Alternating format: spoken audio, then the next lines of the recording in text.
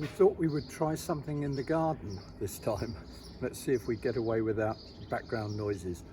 This first poem is by Sir Thomas Wyatt, who lived at the same time as Henry VIII and even had a flirtation with Anne Boleyn, but fortunately for him it didn't go any further. It doesn't have a title, but it has a Latin epigraph from the poet Horace, which is Vixī puellis nūper idōneus et MILITAVI non sine glōriā. In earlier years I used to try to please the girls and was not unsuccessful in such a way.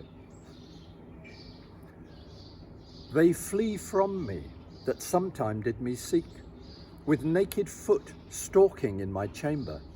I have seen them gentle, tame and meek, that now are wild and do not once remember that sometime they have put themselves in danger to take bread at my hand. And now they range, busily seeking with a continual change. Thankèd be fortune, it hath been otherwise, 20 times better, but once in special, in thin array, after a pleasant guise, when her loose gown from her shoulders did fall, and she me caught in her arms long and small, therewith all sweetly did me kiss, and softly said, "Dear heart, how like you this?" It was no dream, I lay broad waking.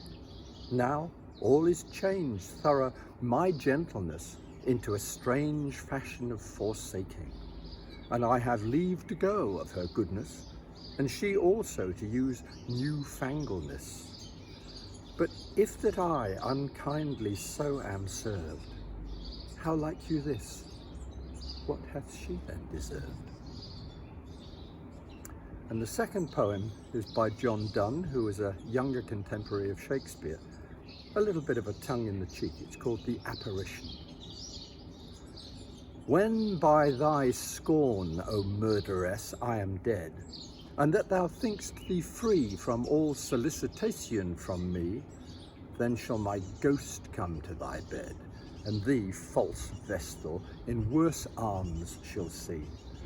Then thy sick taper will begin to wink, and he whose thou art then, being tired before, will, if thou pinch or stir to wake him, think thou call'st for more, and in false sleep will from thee shrink.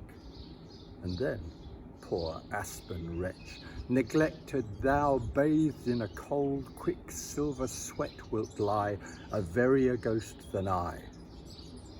What I will say I will not tell thee now, lest that preserve thee. And since my love is spent, I'd rather thou shouldst painfully repent than by